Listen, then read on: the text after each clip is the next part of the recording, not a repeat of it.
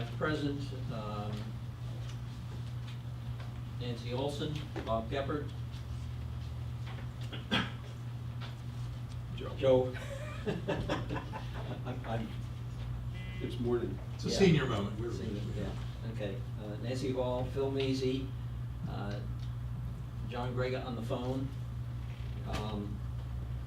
Yeah, I'm sorry, Joe, Joe Schofield, and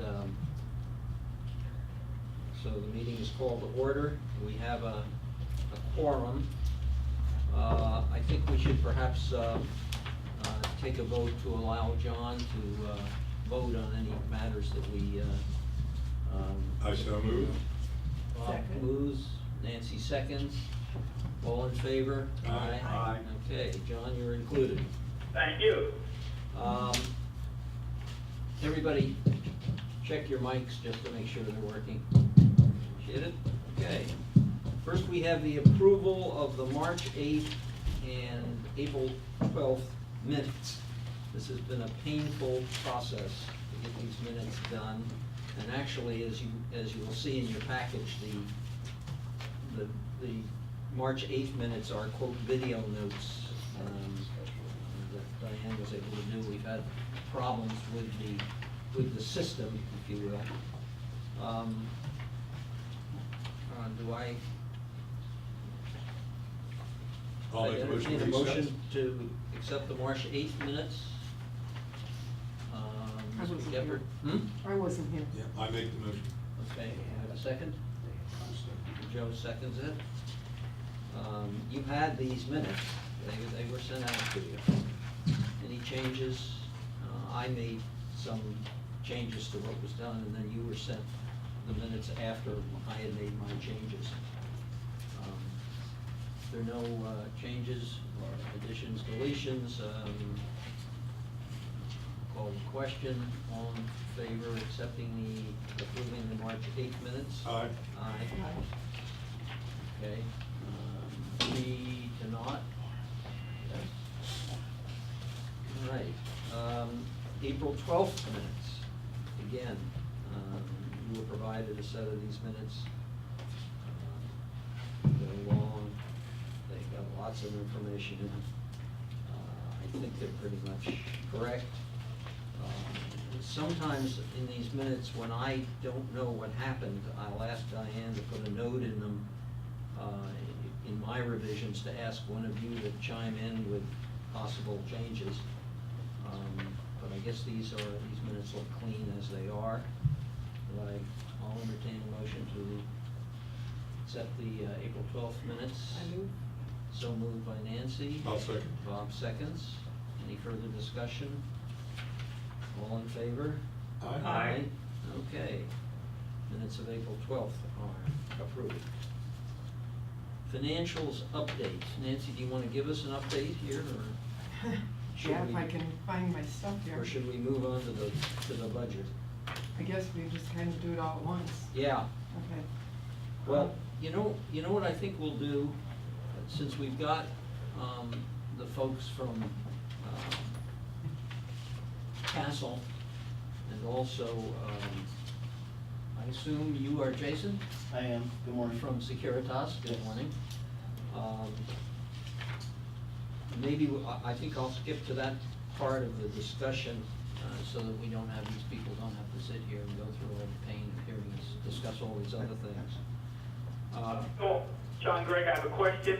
Yeah. Did Diane send out a recent email with the package of information that everybody has in front of them? Unfortunately, some of the things have gone out to you, John, and some of them haven't, so you're gonna be in the blind on some of this stuff. We'll try and describe it to you as best we can. Okay. Who is present from Castle? Castle, okay. We've got Scott and Chris.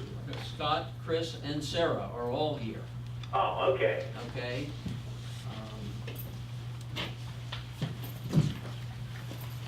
Hi, Diane. Hi. You called him directly, didn't you? Yes. Okay, he's gonna have to hang up because I got Ron trying to call him. Okay. And this isn't gonna work. Okay, so John, can you hang up, please? We've got a Do Oh, I you, gotta hang up. Yeah, John, I wanna make sure you have the 800 access number.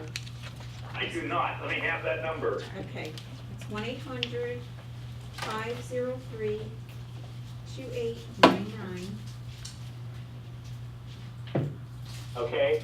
And then you're gonna need an access code, 463-0216#. All right, 800-503-2899. Correct? That's code 4630216. Pound. Okay, give me a couple minutes, cause I've gotta hang up, set it up, initiate it, cause, Ron's gonna be calling in and you're gonna be calling in. All right, very good. Thank you. Okay, thank you. Sorry about that. that's all right. I was told it directly. I know, I didn't know I had people calling in.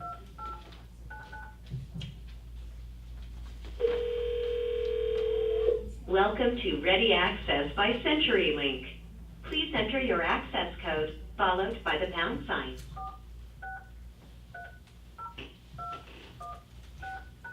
Thank you. Please stand by. The chairperson, press the star key now.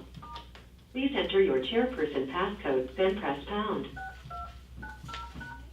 To start your conference, press 1. To start your conference now, press star. Or your conference will now begin. You can record your call by pressing star 2 at any time to start or end a recording. For a menu of conference commands, press star at any time. You will now be placed into conference. Does Ron have the information? Yep, I gave it to him. Okay. Yep. Ron or John, either of you there? I told him to give me a couple minutes, so Give you a couple minutes, it might okay. be a delay there. So I think we'll, as I said, I'm gonna skip to the association manager report and Securitas. I don't know, Scott or Chris, I don't know who will be presenting, but we've got a number of items, two of which are kind of sub-bullets here. The new landscape contract, you wanna come up and talk about that? And, you know, you need to introduce yourselves on the Thank you. thing. My name is Chris Santos, Assistant Property Manager with Casa Group for the Pelican Preserve Community Association. In your packet, you do have a copy of the Ameriscape bid for the maintenance of the new GSCDD areas along Tract L on Cypress Grove. That also does include the common areas, GSCDD areas in the Prado neighborhood, as well as the two cul-de-sacs in the Pistoia neighborhood that will be turned over.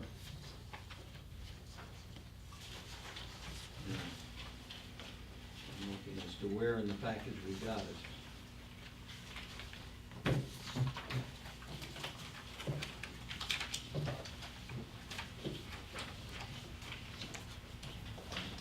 Chris, is this at the 12,495? No, that seems to be a proposal Yeah, okay.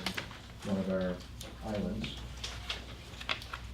What's the total amount of the contract? That is $60,400 annually.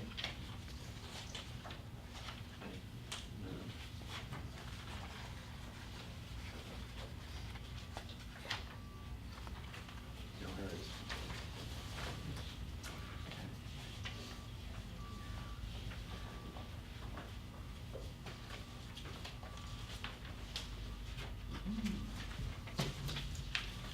Trying to find out if has anybody spotted that yet? No, I haven't. Nope. Yeah, it's not there, I'm sure. I have one copy with me, I'd be happy to. Yeah, well, I'm not sure that we necessarily need a copy, so the amount is 60,000, 400. and what does that cover, Chris, for how long a period? This is a 24-month agreement with a 3% increase at every renewal. So we're looking at 24 months, 2 years. Now, does that fit in with the the rest of the contract? In other words, that's for specific places in Cypress Grove, is that right? That is correct. That is all of Cypress Grove Drive, up into the roundabout at the entrance of Casella and Carina. Mhm. We have a separate contract for that. Yes, we have from that roundabout to the one within Casella, and then the two cul-de-sacs within, that is a separate contract. And do you know what the dollar amount of that one is? Not off the top of my head, I'd have to look into that. I just heard something. Ron or John, did one of you join us? I'm on the line, yes. Okay. Who's speaking now? This is Chris I know, Samples. I know. Who was just speaking before? Before that, Nancy? Yeah, was there a Nan- contract or something? Nancy Olson, Oh, okay. okay? She has to speak up, very difficult to hear. Okay. I'll get closer to the mic. Yeah, Sarah, you're probably more familiar with the budget. So the budget line for Grove budget under landscape should be the total of the two contracts? Yes. Hi, Sarah Mabry with Castle Group. So the 60,000 is the one that we're proposing that we go into, and then you also have the other one. So you should be in line with budget with what you have here. Okay. The only thing that we'll have to consider is when that final tract, that small portion on Prado Boulevard gets turned over, we'll have to add that in. So That'll be a third contract. yes, that'll be a third. So, do either of you know the amount of that second contract, the Casella one? I can't remember what it was right now. I don't think we brought that information with us, but we can definitely get that to you when we go back to the office today. Okay, it seems to me when I was getting the monthly bills, or where I've seen a monthly one, they were about just under 900. Yeah. A month, yes. Yeah, so it'd be approximately that times 12. Yep, now, have we approved the Casella yes. budget? Hello? Hello, Ron, you Hey with? there. Yeah, you with us? Yeah, hi, how you doing? Fine. We'll chime you in just a minute here. Oh, I guess, Still on. huh? I am still on. You're still on, good? Good, we got both of you. Okay. So For terms of the budget, if I use 12,000 for the Casella, I'd be within $100. Because Yeah, I think it was $986 a month. something like that. Actually, I apologize, I'm looking at our Casella contract, that is $876.17 a month, so annually we're looking at, Okay, So about 12,000. about 12,000. Now, have we approved that budget? I don't remember that ever coming here and us sending it to But the I guess- CBD for approval. Yeah. Well, it's under 10,000. Right? No, No, it would be over 876 10,000. It would times be 12. 12. Oh, sorry, 10,500. yeah. I have to go back in the minutes, because I know when that was conveyed to us, we had to go start maintaining the landscaping. I believe we brought it here, but we'll have to go back and check in the minutes to see when Okay. that Was was. that The one we had another landscape company doing? No, that one came, like, they turned it over as soon as, and we had to jump on it. Juniper's been maintaining Cypress Grove, and they're gonna stop June 30th. Okay, but the reason I don't think we did approve that is we actually became responsible for it apparently back in January, but we never got billed for it till May, I think, where we got January, February, March, and April. Okay. And that was why I questioned it at the time, and I don't remember seeing that contract coming to us for Mhm. approval. Okay. Because it would have, I just don't think it was, Yeah. so we probably need to do that. So we can add that with the packet. Now, when does this go to the board? Well, as soon as we're ready to send it to the board. So basically. we'll send that one along with the proposed one for Cypress Grove. Yes, And then, we'll get with Ameriscape to get some numbers on that Prado section, so we're at least prepared for when that gets turned over, so you Okay. can work that into your. yeah. Okay, because we'd need that pretty quick for the budget, for Yep. budgeting for next year. Yep. Mhm. Okay, so Okay. I'm gonna just round this one to 12,000, Okay, and then, get the and that should be a small one, that third one? Yeah, it's a small section. Okay, yeah, it's just that section of Prado Boulevard. yeah, from Yeah. from the Casella roundabout all the way to the Prado roundabout. Mhm. okay. Okay, so, and then these three, do they run simultaneously with the base for Old Pelican, with the base contract for Old Pelican? They'll have different term dates They have because two of when they're different- starting. Okay. They'll all have a 2-year with a 30-day out, option out. Mhm. So even though it's a 2-year contract, you still have a 30-day termination clause. Right. We'll run the same schedule of like annuals, pine straw, tree trimming, and things like that. But the term dates will be different because of the timeline. Mhm. But at some point, Yeah, we really ought to get, we probably, Consolidated. yeah, Yeah. what we probably ought to do is when the base contract, I guess, will come up first then, is that Mhm. right? At that Mhm. point, we probably should cancel out, give the 30-day notice. give the 30-day notice, cancel out the Cypress Grove contracts, I guess there'll be 3 of them. Right. And then just get them all in And one. get them all in one contract Yep, at that good point. point. So you ought to inform Ameriscape that that's what we would plan to do. Yeah. Absolutely. When is our base contract up then? Because it seems like Yeah. it's been a couple of years ago that we approved it. It just goes year to year after it. So it we auto can do that at renews. any time then? Yeah. Basically. Okay, well, when you bring those to us, maybe that's what we'll do it at that point. is Once we get the third one? Yeah. Once we get the third one. Let's get everything we'll- on, We'll, yeah. we'll 30-day notice, get everything on the same contract, Sounds good. Absolutely. yeah, okay. Do they have to go back and rebid that, or redo that main part? Oh, okay. I mean, if you're, Yeah. If we're amending the contract just to make sure it's all in one, usually legal opinion is that you don't have to rebid it, only if you're going out for a new contract. So it's only if we do an amendment to, so we would have to do an amendment to the contracts to combine them to one, and then you don't have to rebid. If you're happy with your services. Yeah. When did we most recently bid the base contract? We bid it all up together when we did this RFP last year, or the year before. Year before, I think. Yeah, it was when we were doing one of the last budgets, Yeah. I believe we had bid it out, and we got 4 different vendors. One, we tried to get 5, but we only found 4 reputable that could do this size community. Mhm. So we've recently bid it, including the old Pelican. Mhm. Okay, so that will be the plan, as soon as everything is So, updated. so right now, on our budget, we've actually got 76,000 for landscaping in Cypress Grove, which should come pretty close to covering all 3 of them, probably a little bit short. Probably. because, We've got 60 plus 12, so we'd be at 72,000 with the 2 we have. That would leave 4,000 over, which we don't know when we're gonna take over that 3rd one, right? So that might be sufficient for this year, Mhm. for this upcoming year, because even if we take it over mid-year, we should have enough money in that account. It's gonna be sooner rather than later. You think so? You think it'll be- Would you say like probably budget at 12,000 or 1,000 a month for Prado? Because of that Casella section probably Yeah. is, I would probably feel Okay. safe saying maybe another 12 for the Prado Boulevard. Okay, Not a I'll lot. just Yeah. base it on that then. Okay. Okay, so plus another 12.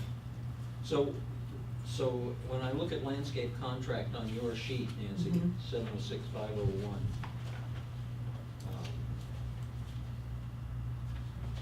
That's, The the hun- 76,000 is what we'd be changing, The 76,000, I'm under seeing, Cypress Grove budget. I'm seeing, let's see, I'm seeing 67. Do I have Yeah, it? my sheet says 67, Yeah, mine too. 344. 67,344, yeah. Okay.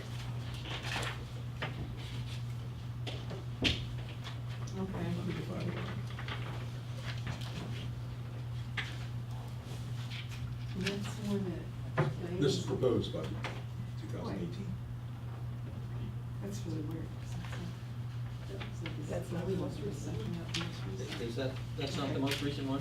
I don't think that's the most recent, so, Well, it can be okay. one number or the other, let's go with the higher number for budget purposes. Well, Yeah. I'm gonna go with the 3 contracts total, period, 60,400 plus 24 for the other 2. So we'll be at 60, 70, 84,000 total. 84,000. 84,000 for the 3 contracts. So Cypress Grove. Okay, on top of the 112 or 113 for base? For the base, The base budget? yeah. Okay, so we'll be at 196, which means it's, okay. All right. Okay, and we will plan to settle that situation, Once that section comes on. and- once that section is on, then we'll put all of those on the same. This should be our last year of having this kind of variability. everything would be fixed Yeah. by now. Yes, Yeah. exactly, yeah, yeah. And I think our other estimates, because we kind of estimated a little bit high for mulch in that area and annuals, Mhm. assuming we'd be taking over more areas, so I think we should be good Mhm. for all the other Cypress Grove expenses. Okay. Yeah. Now, we won't know until it actually happens, but Right. I think we'll be in the ballpark anyway. Yes. Because Cypress Grove hasn't been mulched in probably 3 years. It's spare It's dirt. been some time since the It's developers spare done that. dirt, yeah. And I imagine we will have some landscape replacement issues to deal with, because I know there's some complaints with how Juniper was maintaining some sections of it or Mhm. replacing plant material. Didn't we have a bid from Ameriscape, a proposal from them at one point in time for almost 48,000 to replace all the plants on Cypress Grove that were dead? Yeah, that was a couple years back when we were looking at initially starting the process of Yeah. And conveyance. it's no better. And I think you all went back to WCI at that time. We tried to get them to Tried to pay, get them to do it. Yeah. and then they bailed. They did some stuff, I think they pulled some stuff and Yeah. sodded some areas in, but they didn't do They like, didn't even sod, I think they they just spent like pulled. 16,000. Yeah, they if I just recall. pulled dead plants on, But and now then- there's more dead. Yeah, but then, Chris, there was this series of,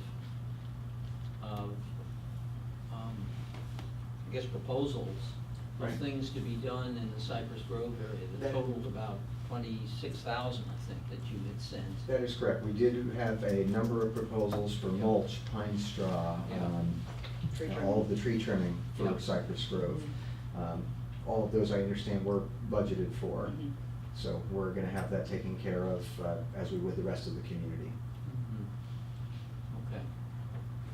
I thought I thought some of those were for things that Lenore hadn't done, that we were gonna fix up. There's nothing on the docket for that. There's probably some landscape proposal ones, Yeah. but with Scott being new, we wanted to make sure that he went with Ameriscape and drove it, because they haven't come on yet, they start July 1. Okay. So I'd rather them be the ones that replace it, and then they're responsible for maintaining it Okay. when their contract starts. So that's kind of why we're holding on some of the replacement right now. And the mulching too, obviously, will replace before we mulch. Correct. Okay, so, Chris, you weren't here when we were talking about it, but we're planning to get all these contracts on the same timeline. Right. So we will do that when we get the final contract, final bid, for the one section that hasn't been conveyed yet. Last thing we did was we just extended that Juniper through June, Yeah. assuming that by July, Yeah. we'd have another contract in place. For Matarita 4, yeah. All right, so I think, we know where we are anyway with the things. Jason, you have other? Yeah, as part of the packet, we also do have a couple of proposals here. I believe what may be at the front of the list is a repair street sign in the Prado roundabout at the entrance. There's a directional sign that was damaged. We've got a proposal here to have that repaired and reinstalled for $789.70. Do we know how it was damaged? My guess is that a vehicle may have hit it. Mhm. That's what it seems like. When I had the vendor come and collect it, it was totally down. So we don't know whether it was a construction vehicle, a resident vehicle, Unfortunately not. or a resident's contractor vehicle. Right, nobody reported it, and there's no cameras or anything in that area, so. Yeah, okay. Covered under insurance? No. Okay, any more discussion on that? If not, I entertain a motion to repair the street sign. on That's Prado. accepted. I so motion, accept the bid, fix it. Yeah. Second. Second, moved and seconded. Any further discussion? All in favor? Aye. Aye. Ron, we're gonna Am I pass. allowed to vote yet? No, we're about to do that. Okay. I'd like a motion to allow Ron to vote. I second that. I make a motion for Ron to vote. Okay? I'll second it. And Joe makes the motion, Bob seconds it. All in favor? Aye. You're a voter. Mr. DePonte. Okay. Thank you. Okay, let's move on. Chris, I guess to what, the bridge? Absolutely. Oh, I see this, maybe we ought to settle this first. this proposal that was requested by the Portofino president to spend $12,500 to replace the landscaping, the material in their cul-de-sac. Yes, Mr. Knepper, I understand Portofino did have a landscape architect put together a plan that they asked for a proposal to Hey, be Phil, provided. whoever's, I need somebody to speak up or hit the mic. Yeah, Can you hear me? can you hear him now? Very faintly. Listen harder. Yeah. Yeah, listen harder. I will certainly speak up to the best of my ability. Okay, go ahead. So again, we had a request from Mike Knepper, president of Portofino, to have a proposal provided with the specifications provided by the landscape architect that the association had contracted. That proposal is here, and you do see it's about $12,500. So we are presenting that for your consideration. You know, my belief is that, is there anything especially wrong with the current landscaping? Phil, Yeah. I got a comment regarding that. The Yes. proposal came as a result of, 2 trees were knocked down in that cul-de-sac and damaged most of the stuff that was in there. In regards to Ameriscape, originally gave a proposal to replace that due to the hurricane damage.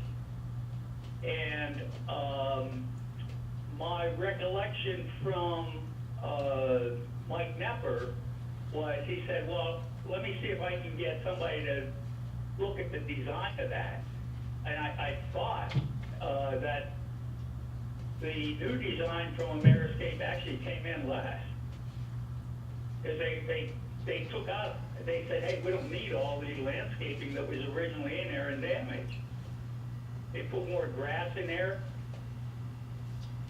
Yeah. But the result of that was the landscaping in there is almost totally gone as a result of the hurricane.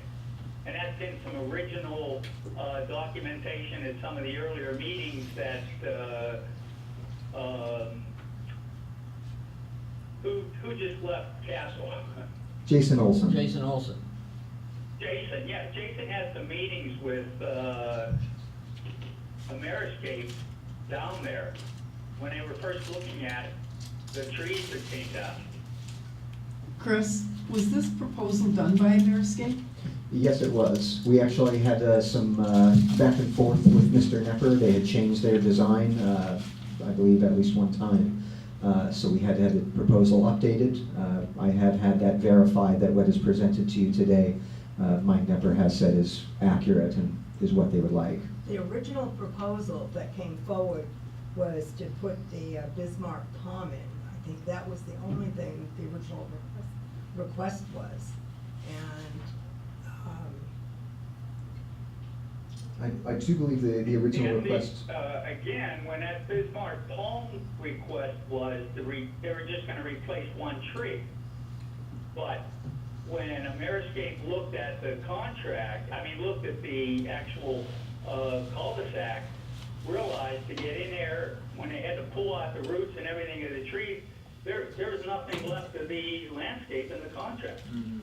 Somebody from Ameriscape should comment regarding that. That whole cul-de-sac is almost gone in regards to landscape.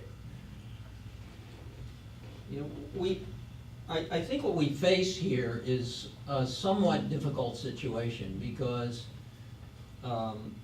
we are responsible for those cul-de-sacs, but the level of landscaping that we would put on them is up for grabs. I know and I'm saying this because I happen to know in my association, we took over the cul-de-sac because we weren't satisfied with the level of landscaping that the CDD was willing to put in. And I think, I'm not quite sure whether whether this is. This is something that seems to be more appropriately funded by the HOA, since it impacts them most directly. If we lost a tree and had responsibility to replace the tree, we should be on the hook. That's 2 trees. Well, Two well, we big were only trees. replacing one, what I heard, the Bismarck palm. No, John says there were, That's the only one they said they said, hey, we don't need 2 big trees in there. Okay. Well, They were understand, trying to go left. well, the Bismarck When palm, Ameriscape said to replace that, they were gonna damage some of the other landscaping that was in there. well, the Bismarck palm is a big tree. The 2 trees that were there before were mature, but combined, they probably weren't as big as this Bismarck palm. You know, I walk out from my house and I see that every day. So, and I know in the past, we've been very critical when associations have come forward and they wanted to redesign their little cul-de-sac areas. And before we approve this, I'd like to know how in line this redesign is you know, compared to what we've approved in prior neighborhoods. But Nancy, the question, I don't remember the priors, but I'll trust you. Were they asking us to pay for a redesign, or were they wanting to do it when you said neighborhoods came forward? We authorized payment of it, but I don't ever remember it being this much money. yeah, I'm comfortable with funding the Bismarck palm, but anything more that they want, I think they should fund. So I would be happy to do it jointly. You know, we're talking about a big palm tree, Bismarck, and if I'm looking at this correctly, it's 2,000. it's 4 feet. There's a little mark after that Yeah, 4, 4 feet. it says a 4 foot, that's not a big tree. It will I be. don't know It will how be. it takes to grow, but that seems kind of small. It will be huge. But if word gets out, we're approving funds to redo areas, cul-de-sacs. Yeah. The line's gonna be very long. And I agree with Phil, we've talked about taking over ours for that very same reason. We lost a tree and Ameriscape replaced it with a magnolia, but they only replaced the tree, they took out the stump, replaced the tree. We didn't ask them to do anything more, but we have thought about taking over ours too, so that we could do it the way we want it. My suggestion is that we ask Ameriscape to go back and look at a minimal, Replace like for like. Re- type of situation. replace- I agree with that. I mean, Yeah. as long as, however they replace the damaged stuff, if they have to damage more things when they pull out the root and everything else, I mean, and this stuff has to, just whatever their minimal replacement would be. yeah, somehow $12,500 sounds like an awful lot of money to me for us to be spending. I mean, we do have responsibilities for those cul-de-sacs. And so Let's could, ask Ameriscape to go back and, you know, let's just, as long as it looks yeah, sufficient, what their quote would be. yeah, And if Portofino wants to, wants to upgrade that, that's fine. yeah, and this is, Ameriscape does, Ameriscape has responsibility to fix the stuff that was damaged as a result of the hurricane. We all agree with that. we agree with that, we agree with that. So could we go back to Ameriscape and find out, just minimally, Absolutely. huh?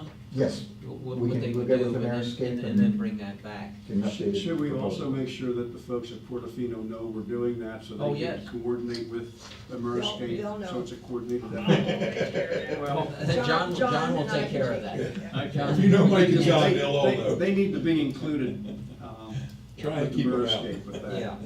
Ameriscape goes to inspect it, let's have somebody down there look at it. And Yeah. Nancy, if you're there, that works too. Yeah, okay, that's what we'll do on that one. All right, let's move on, and then you'll come back with that proposal. Again, recognizing that we're not gonna do, some fancy thing. If they want that, they can pay for it themselves. Okay, So Chris? we also have 6 estimates provided by Hawley Construction for the work needed to be done with the boardwalk and 4 bridges. Unfortunately, I put requests in with DSI Marine, Tropical Blue Marine. They've recently reached out to me saying that unfortunately the project is too big for them now that they've come out and done some inspections. We have additional requests out with Speak up, please. We have additional requests out with Kelly Marine, as well as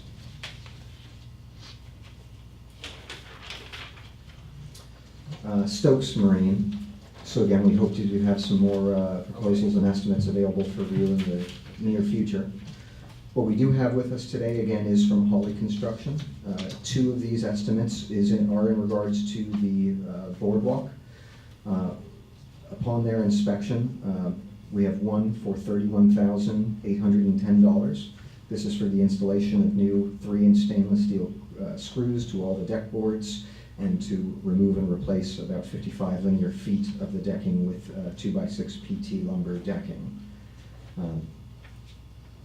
Upon their inspection and reading through the reports provided by Atlas Engineering, they felt that this would be sufficient to bring the boardwalk decking back to where it ought to be.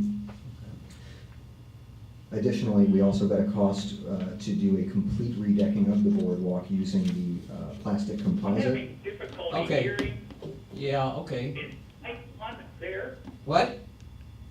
Is the microphone on? Yeah, the microphone is on. Yeah, it's on. He's almost eating it, John. Just about.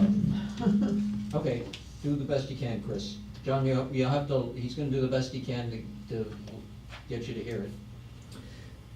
So in regards to those two boardwalk estimates, do we have any questions or items I could go back to the contractor with? What was the dollar amount of the second estimate? The second estimate is for the complete redecking using the plastic composite. That's a total of $396,540. So we would only do one or the other of these two? Is that what I'm hearing? That is correct, yes. One would be using the normal PT lumber, which is currently what the boardwalk is comprised of, and the other is if we wanted to use the plastic composite. What's the lifespan of each one? Whoever's wrestling papers by the microphone, please stop We're- doing that. we're We try- can't hear anything but that. We're trying to get the microphone in a position where you can hear better. So, I understand, it sounds like somebody's wrestling papers. near okay, the well, microphone. the wrestling has That's what I'm stopped. hearing. The wrestling has stopped. We're sitting on our hands now. I would have to go back to the contractor to get the details as to the lifetime of the plastic composite. Okay. Well, we kind of know what the wood is. The wood's gonna be about 18 years, 15 years. Maximum Yeah, probably. max. And we've been replacing planks regularly, Right, so. right. Yes.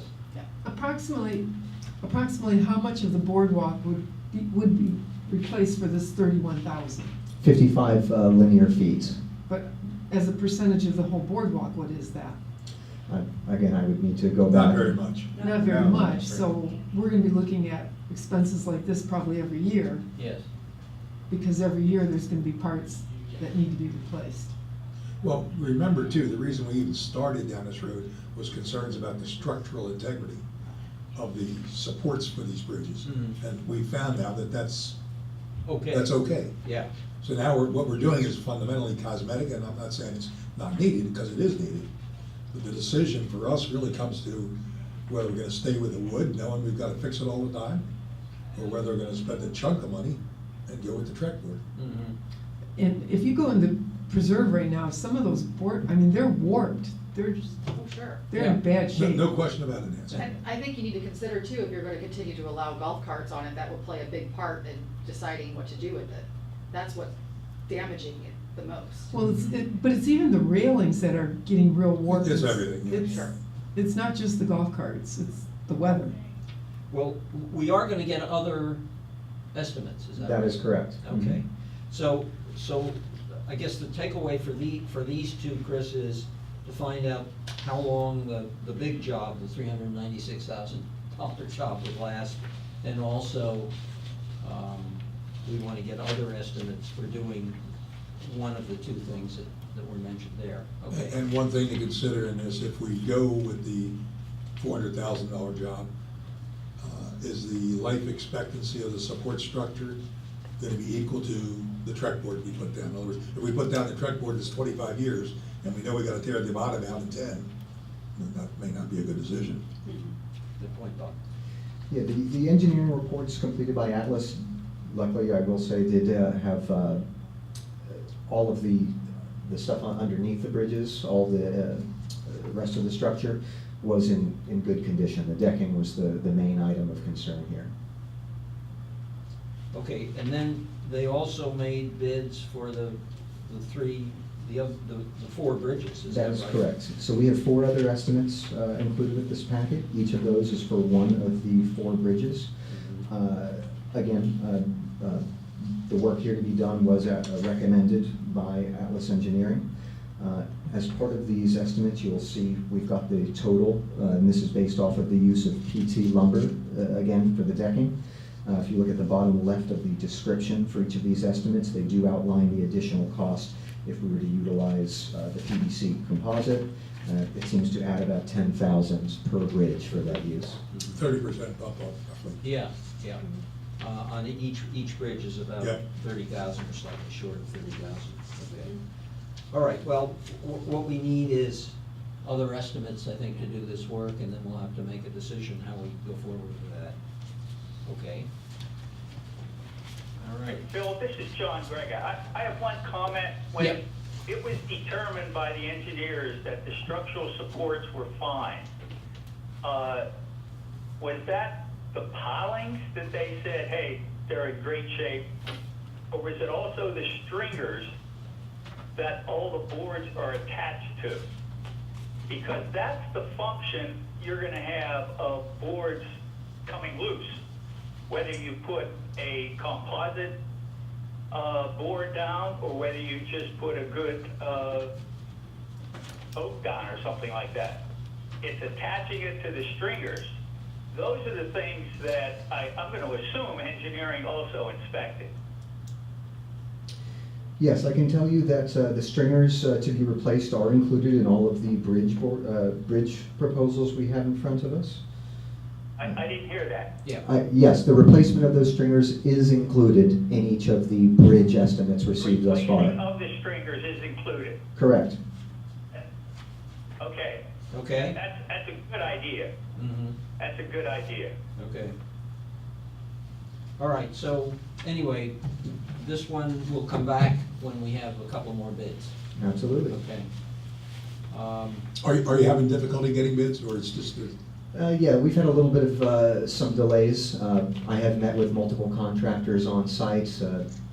Again, we were informed during those inspections that the jobs were of a size that they are used to handling, and unfortunately I've received a message back that the job's too big for them. We have reached out again to Kelly Brothers Marine and Stokes Marine. Both of those have been recommended by other contractors as well as being able to handle a job of that size. Okay. One question I have is that we had a comment here that already the boards are popping up and are warping and so forth. Is there anything out there that needs to be handled on an interim basis, on an immediate basis, so while we're doing all of this, so that we don't have a potential lawsuit?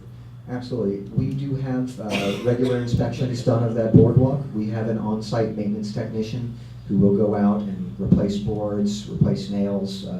Any safety concern will be addressed immediately. Yeah. Is that John? They- Is John the guy that does that? No, with Wesley Usellis with Wes, Castle Group. okay. Yeah, and they continue to do this Okay. on a regular basis. That is correct. Yeah. Okay. It just concerns me. Okay, yes. We're on the boardwalk every week. Yeah, okay. Do you have any other particular items that you wanted to bring up? We do want to talk about, a little bit about the gate and how we handle incidents at the gate, and that's the reason we asked Jason to come in. The board, the committee may or may not be aware of the fact that we had a stolen car in Trieste, actually on Toronto Court, stolen truck a couple of weeks ago. And we're still trying to gather information about that. Jason, I don't know whether you have any more, but if you would come up and say your name and where you're from. Before we get into that, Phil, one last one for Tess. The trap gate hasn't been functioning. Absolutely. Thank you again. Yes, I have been in contact with Jason Nichols, who's with the manager over at Cypress Access, who we have the contract with for the maintenance agreement. I have had some correspondence with him. He is going to be outside to do some inspections himself to see exactly what needs to be done. At this time, we do have that trap gate locked in the open position. There's an issue with the wiring so that the gate attendants are unable to manually hit the button to open that second gate. In the interest of being able to make sure that any emergency vehicles can come through or any large delivery vehicles can come through, we do have that locked in the open position. The recommendation by Cypress Access has been that being that we do have a 24/7 manned gate, that we really could do away with that trap gate, but for the time being, he is going to provide a proposal that we may present to you for the repair or rewiring to get us back working as it currently would be. Bob, as you probably are aware, in the survey Right. that we put out, the question is there as to whether we want to even retain that trap gate. My feeling is that if the survey shows a high percentage of people in the community would just as soon not have the trap gate, Then don't spend money. then the safety and security work group will probably recommend that we do away with it. So it's a kind of an interim situation at this point. You know, we know that. Yeah, the results of that last survey 12 years ago was we wanted it, so. Yes. We'll see what the Yes, data we'll tells. see. You know, that's a pretty controversial thing. And last but not least, for the board to know, PPAC to know, had a meeting with Scott this week, and all matters related to aeration will no longer be coming to the ponds workgroup. Now that we have our contractor selected and most of it's done, they'll be handled by Castle from here on out. The natural transition here and evolution as the process goes forward. Good, all right. Any other questions for Castle Group? Yeah, well, you know, I guess Castle Group is somewhat involved in what, Jason, why don't you step up to the, and just introduce yourself so we know who. I'm not as tall as Christopher, so I'll move the mic down a little bit. My name is Jason Turner. I'm the branch manager of Securitas Fort Myers. I'm new to the area and new to Securitas, not new to the industry. My background is I spent 20 years as a police officer, retiring as an assistant chief of police on the east coast of Florida in Palm Beach County. I came over to the private sector about 4 years ago with Allied Universal as their branch manager. And I was recruited from Securitas to come over to the Fort Myers area and help them out with some restructuring and rebuilding of their branch. I've been fortunate enough to be assigned to Pelican Preserve to oversee this account. And my first assessment of the security measures that are put in place, I have some work to do. As I've been hearing numerous times from other people. I had a nice meeting with Christopher and Scott yesterday to get that moving in the right direction. I feel very confident that we will. Unfortunately, you guys did experience a theft of a vehicle recently. Talking to Fort Myers, it seemed like a victim assistant crime. Unlocked vehicle, keys in the vehicle. What was that, did you determine that was so? That's what they're telling me, but I have not received an official report stating such. I do know that there was several people that were riding bicycles that made entry into the community, and that's not uncommon, especially when people are looking for vehicles to either break in and steal personal items or steal the vehicle itself. Where was the vehicle at? I don't have the address. It was in Toronto Court. Right. Which is right off Trieste. Trieste. Right. It's the little cul-de-sac off of Trieste. Was it on the street or inside a garage? No, it wasn't inside a garage. Okay, because I just heard last night that we had a generator stolen from inside a garage on our street, but I didn't get any details yet.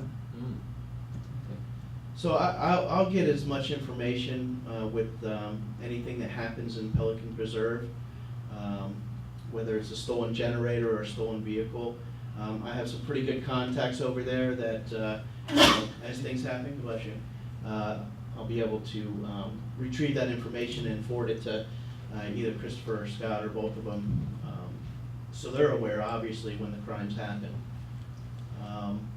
But you know, the latest crime trend that's going on, and I can tell you that it's not not something that's happening very regularly, especially in the surrounding communities. This was kind of like an isolated incident. It could be something simple as juveniles out and about, crime of opportunity, and, for a joyride of a vehicle. The vehicles today that are made, especially the high-end vehicles, when the mirrors are sticking out, that means that their key fob is within 15 to 20 feet of that vehicle, which will allow the vehicle to start too, if the keys aren't actually in the vehicle. So criminals know that. They're driving around, they're looking for these high-end vehicles that have the mirrors out, knowing that it's unsecure.